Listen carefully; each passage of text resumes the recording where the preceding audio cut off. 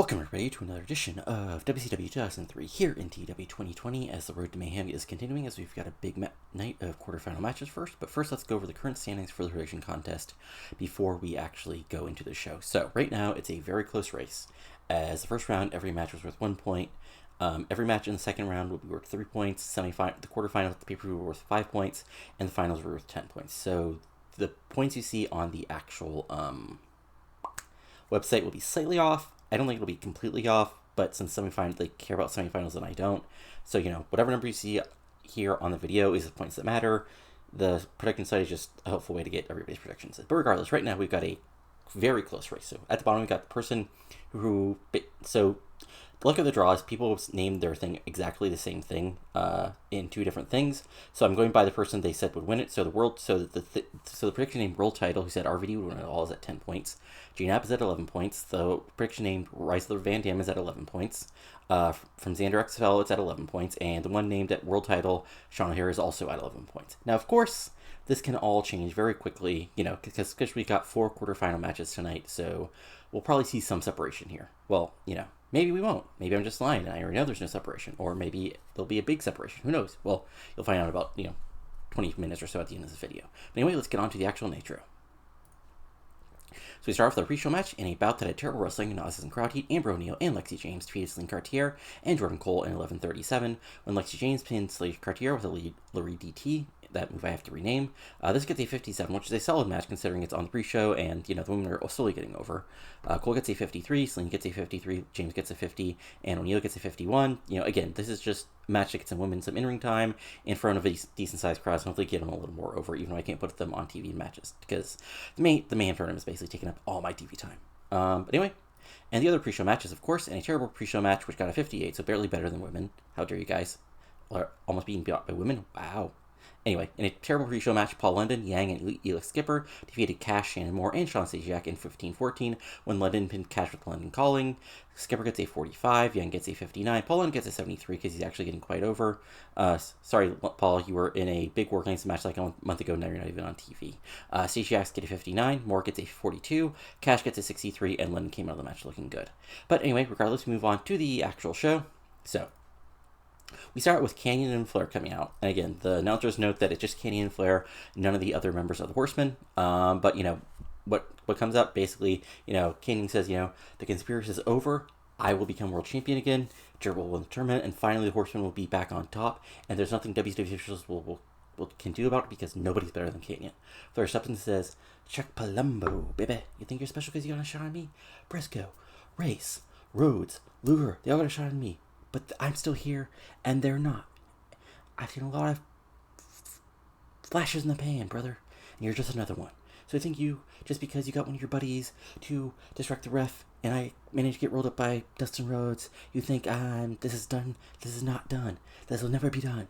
Till accept I'm the man.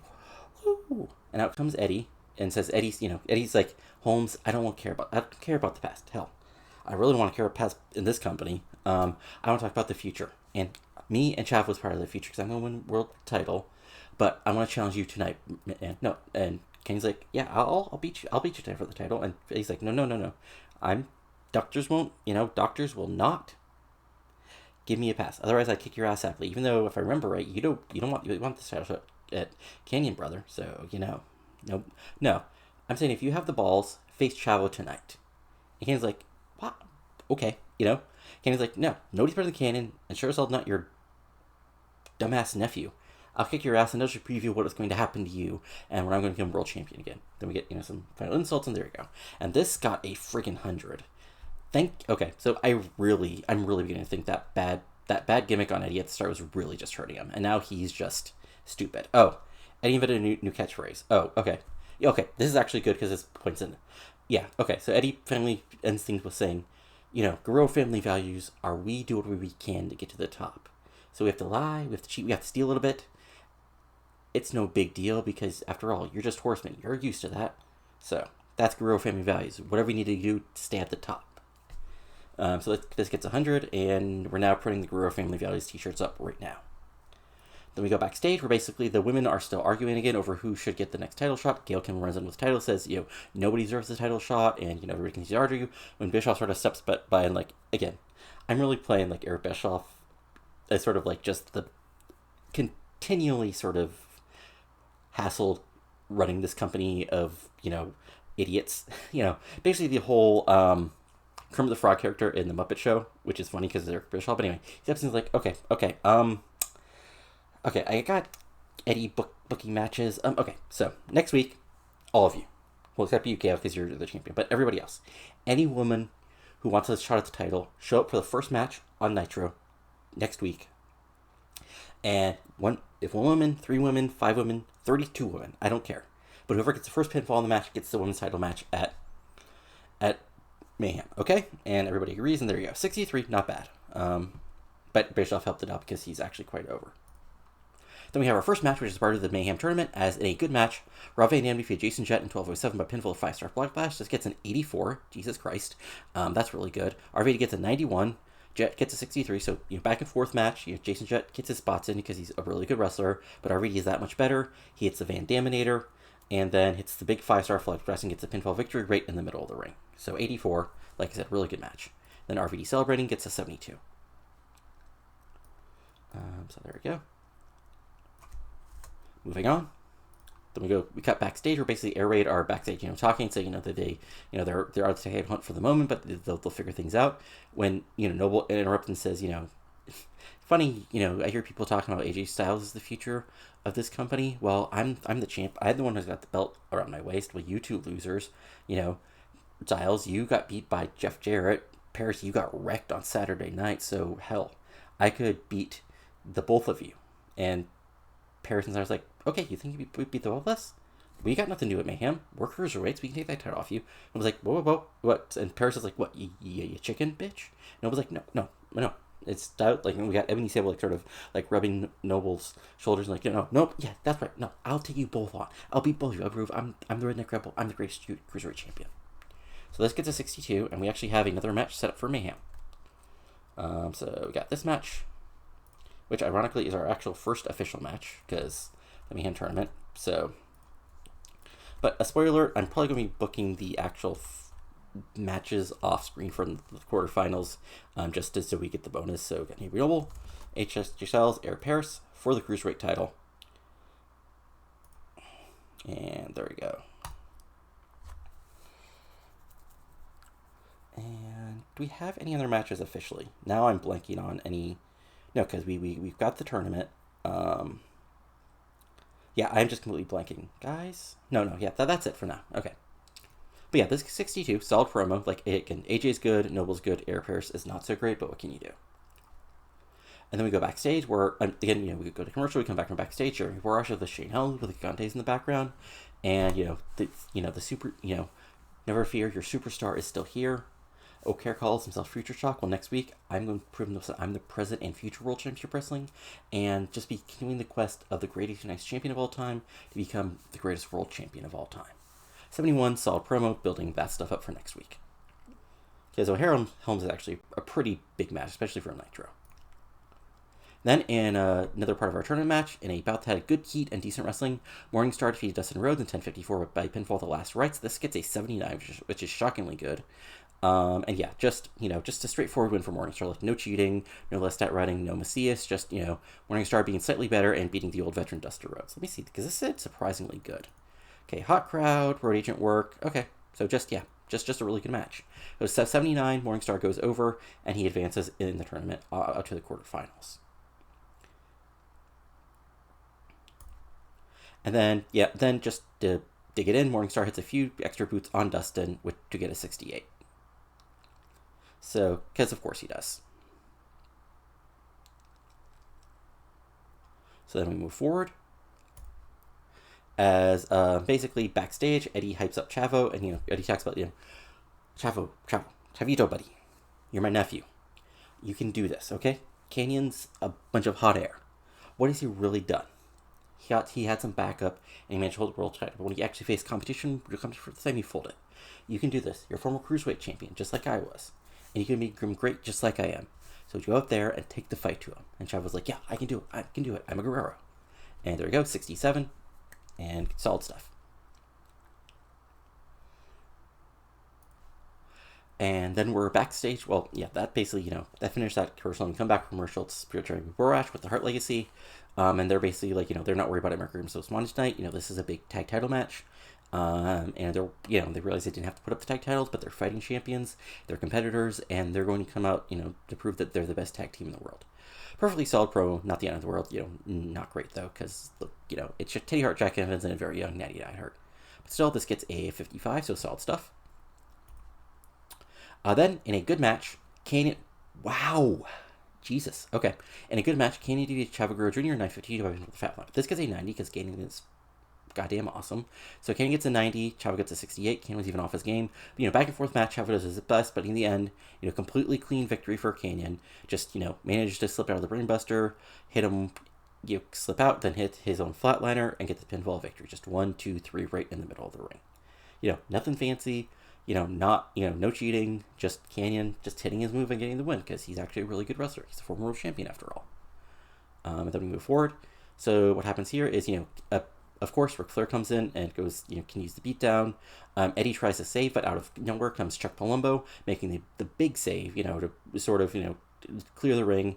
Joni, Kanyon, Flair all back up, and, Palumbo stares down Flair. Good stuff. This gets an 83. Yeah, I mean, this was, basically just, building that up and reminding people of the Flair-Palumbo feud and, kind of setting things up for the, setting things up for Starrcade and Torch Mayhem. As all these guys are, of course, out of the Mayhem Tournament or not part of it. Then we have a quick, little, basically, that sounds like a commercial. We come back from commercial basically with the cameraman seeing the triumvirate of Storm, Kidman, and Awesome leaving, a locker room we see with Shane Helm's name on it. And this is basically one of those typical backstage quick 1 minute angles as the announcers talk about it. And that gets a 70 because of course originally turned on Sean O'Haire. Then we have a backstage promo which gets a 68 and Jarrett's people are saying I got lucky because Steiner and Gigantes fought each other. Well, doesn't matter, slapnuts. I'm gonna win this tournament because I'm a horseman. It doesn't matter who I face, Shane Helms, Sean O'Haire, all you young punks. I'm the chosen one, and I'm the president of World Championship Wrestling. And guess what? After Starrcade, it's going to be Horseman versus Horseman, and that's what WCW needs. 68, perfectly solid promo. There you go.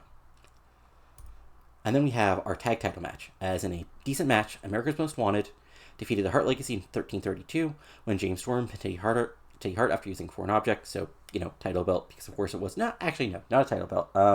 This was actually, this is what I like. So actually what happens is Storm actually has, some sort of walking stick, but actually, yeah, it's a title belt. I was trying to figure out if better for or not, but yeah, he just walks from the title belt and gets a pinfall victory, and AMW win back the WCW World Tag Team titles. This gets a 68. And Chris Harris suffered a stomach infection. That's unfortunate. Jack Evans gets a 74. Teddy Hart gets a 70. Storm gets a 71. Harris gets a 67. Match gets a 68, which is really good. Considering, these guys were basically nothing. I wouldn't say at the start of the year, but yeah, basically at the start of the year. And they're just slowly getting more over. Oops.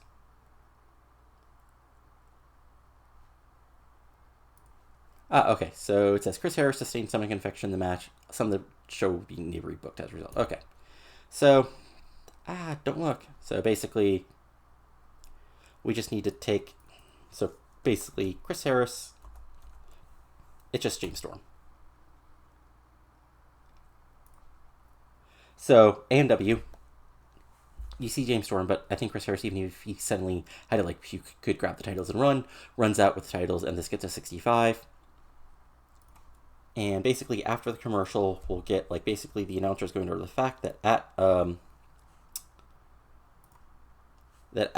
Mayhem, it's already been decreed that it will be a rematch for the tag team titles. One more time. America's Most Wanted, now the new tag champions, taking on Hart Legacy for the tag titles. As the bouncing ball that is the WCW World Tag Team titles continues to bounce around. So we'll go ahead and pre-book that. Then we go backstage where basically Palumbo and Eddie are in Eric Bischoff's office. You know, they're talking about, they're talking about, Horsemen screw people over, that they're attacking people, they think they run things. Eric's like, okay, here's the thing. I understand what you're saying. And because Eddie's running about, like, give me Kanyon now, I'll take him out at Mayhem, I don't care. And Palumbo's like, I want Flair. Okay, so here's the thing. Kanyon's already told the Championship Committee that he wants the title shot at Starrcade. And so there's nothing I can do there. Unless he gives up the title shot, and I doubt he will do that, unless, I don't know. You would have to, probably kill him to do that. But I have an idea. So, Eddie, you're not required to defend the title at Mayhem because we have the Mayhem Tournament. Starrcade is already set. But, you know what the dream match a lot of people want to see? Because they haven't seen it in years since you've been gone? You versus Rick. So, let's have a fun little reversal of fortunes here. So, at Mayhem, you versus Flair, Palumbo, you face Kanyon, and a tune-up for both for Kanyon, and I'll even make this a little extra. If you beat Kanyon, Palumbo, I'll insert you into the main event of Starrcade. Crackpot for that, of course, and Eddie agrees, I'm okay taking out Flair, and there you go. So 86, and that sets up 2 more matches for Mayhem. A little behind the curtain here is I was originally going to do Eddie and Palumbo. Well, the original setup was going to be booked as Eddie and Chavo versus Flair and Kanyon. Then Chavo would get attacked, and then Palumbo would step in. But I decided this was better because, honestly, I wanted some good matches. I mean, yeah. And also I realized I sort of needed a big main event for the last show before Mayhem. Decent main event match, so there we go. Anyway, there we go. So we're setting things up. But anyway, like I said, so, Guerrero and Palumbo, watch out pleased, and there we go. And then, this is a little disappointing. I'll have to double check what's going on here. So in a bout that Superb Wrestling and Great Heat, Billy Kidman defeated Booker T in 1747 by pinfall with a fast roll-up. So what happens here is it's a back and forth match. Like, Booker T is really aggressive, really going after Kidman, but Kidman is being wily, avoiding moves, fighting back, not exactly getting lucky, but, Booker's getting just a little bit over aggressive. And in the end, Booker's able to hit the bookend, but he's too close to the ropes, and so, he yells at the ref. And Kidman, Kidman is a heel, so he hits a low blow, and hits the kick crusher, but that's still not enough, as Booker kicks out at 2.9. So what happens here is, Booker fights back, and it looks like he's going to get the big win after hitting the big bookend, but he goes up top for the Harlem Hangover. He doesn't hit it. Booker T, Kidman rolls out of the way, and basically, Kidman cradles him. He holds the tights, but not in a cheating, but just holding the tights way, and gets the 3, and Booker T, kicks out at 3.1. So a huge upset win for Kidman, and he does it basically cleanly. And just because Booker T was too over-aggressive, he probably could have got the win after that second bookend, but he was, he wanted to get the killing blow, and he failed for it. So this gets an 80. So let me see what hurt the move. Okay, lack of associated storyline. Okay, that makes sense. Yeah, I probably should have accepted that, but, stuff happens. But still, a really solid match, because Kidman got an 89, Booker T got an 84. And then Kidman celebrates, and then, I marked Kidman is off screen. That's kind of funny. And Booker T just, so Kidman basically, peels out of there, because he knows he's in trouble if he hangs around, and Booker just is really pissed inside the ring, and he's and he's just insanely upset, he's yelling at the ref, and he just, sort of pounds the turnbuckles before, walking away. As ref announcers go to the fact that, Booker T's one big shot at getting shit to the world title again just evaporated. And now it's time for the big angle of the night. As you know, the final sort of quarterfinal match setup for tonight was Goldberg versus Rey Jr. So what happens is Rey Jr. comes out, big crowd pop, and then Goldberg comes out, but out of nowhere, Macias, because we haven't seen any other member of the Deadpool, comes out. Macias comes out and just attacks Goldberg from behind, throws him to the WCW signage at on the sort of top of the ramp, and hits a huge choke slam off the ramp onto a something padded. Officials run down. you know, and like there's nothing to do, and the match is completely called off, and the announcers put over the fact that like Macias just took Bill Goldberg out of this tournament and basically gave Rey Jr. a bye. So if we go to that actual angle, it gets an 86, and yeah, just a huge moment, as you know. So just for like actual booking things, so this sets up two things. Well, actually, this sets up one big thing. This now means I have a quarterfinal match, as it's Rey Jr. versus Rob Van Dam, in a huge quarterfinal match. And of course, Macias has just screwed over Goldberg once again. So this gets an 86, and as we finish the show itself gets an 87. So again, probably could have been slightly better if I rearranged things, but you know, what can you do? Like, honestly, it's hilarious that the best match was Kane and Chavo. Like, I was worried about that being a match at all, and it ended up being like our best match. But still, a really solid show. Eddie's getting, you know, the Eddie Kenny feud is heating up. We're building everything else up, and of course, we're building up the tournament, which I'll go over sort of the standings and everything else here in just a second. So, of course, we'll also see how Raw did as usual.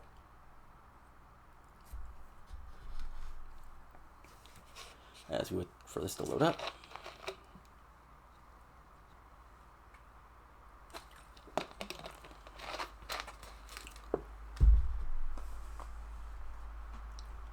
Maya, don't get hung up on this. There you go. Good boy. Yeah.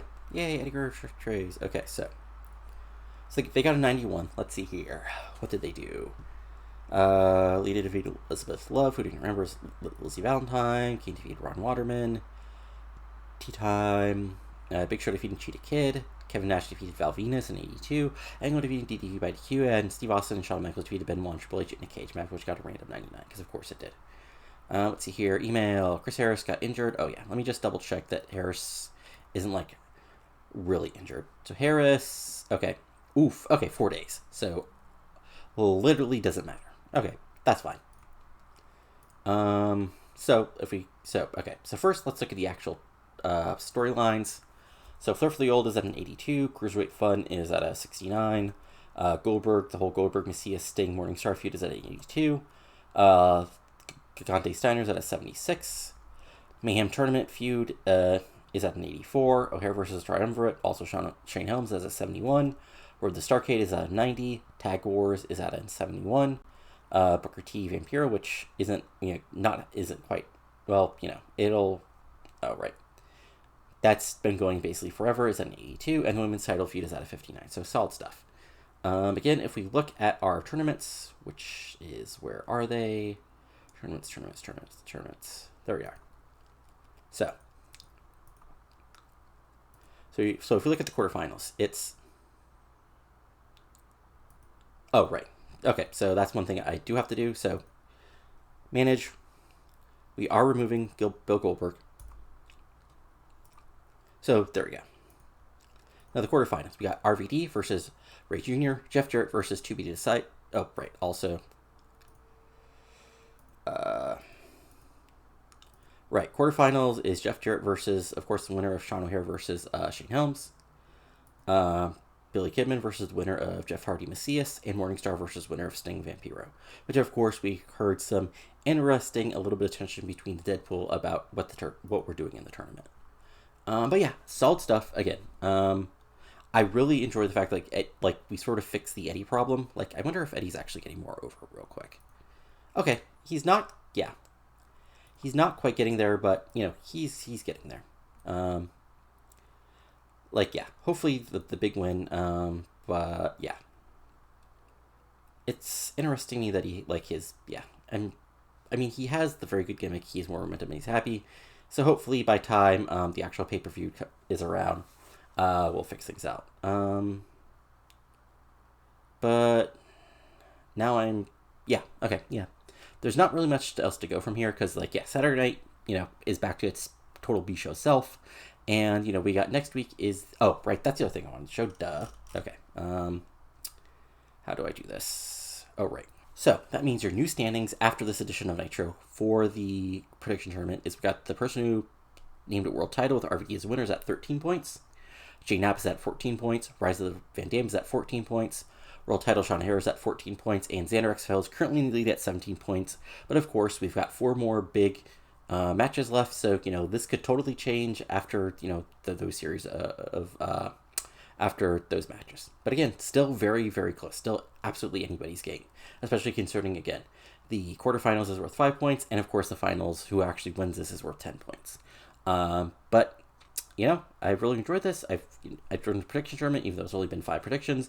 But it is interesting, like whoever predicted and how it's actually turning out as far as the actual predictions turn out. But that's it for today. So if you've enjoyed this, go ahead and give it a like. Comment below what you're enjoying and not enjoying. Subscribe to the channel for lots of TEW 2020 content, including, of course, this series, my MLW series now in 2005, my WCW 1993 No Eric Bischoff series, now heading towards Halloween Havoc, and of course Carnival's Weekends with the East Coast Tours in 1997 and TCW 2016 in TEW 2020. But that's it for now, so talk to you later, and adios.